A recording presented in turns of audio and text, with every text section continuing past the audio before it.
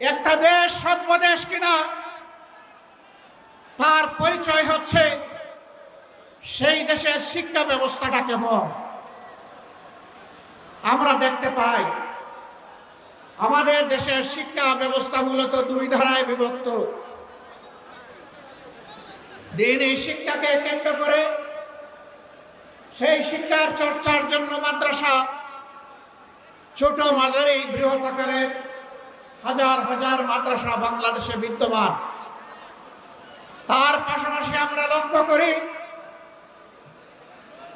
সাধারণ এবং বিশেষায়িত শিক্ষা দেওয়ার জন্য দেশে বেশ কয়েকটি পাবলিক এবং প্রাইভেট বিশ্ববিদ্যালয়, কলেজ, স্কুল এবং প্রাইমারি স্কুল রয়েছে, যার সংখ্যা লক্ষ লক্ষ। মাদ্রাসা শিক্ষা ব্যবস্থায় আমরা দেখি সেখানে ইলমে দ্বীনের চর্চা হয়, সেখানে কোনো গণরুম নাই, সেখানে কেউ কাউকে খুন করে না। মাদ্রাসার ভিতরে আগ্নেয়াস্ত্রের কোনো মহড়া দেখা যায় না। মাদ্রাসার ভিতরে জ্ঞান চর্চার বাইরে অন্য কিছু আমরা লক্ষ্য করি না।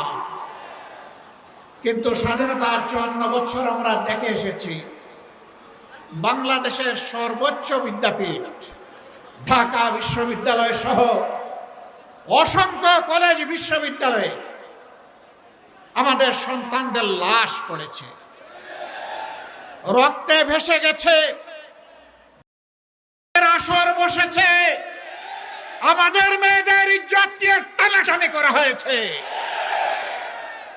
অস্ত্রের ঝঞ্ঝনানিতে শিক্ষা প্রতিষ্ঠান অস্থির হয়ে উঠেছে।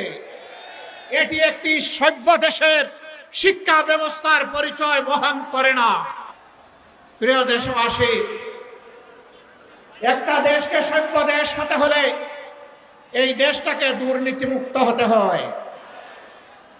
আজ কিছু দল এবং ব্যক্তি বাংলাদেশকে দফায় দফায় তারা দুর্নীতিতে চ্যাম্পিয়ন করে বিশ্বের দরবারে অপমানিত করেছেন। এদের সকলের অতীত রেকর্ড বাংলাদেশের জনগণের হাতে আছে।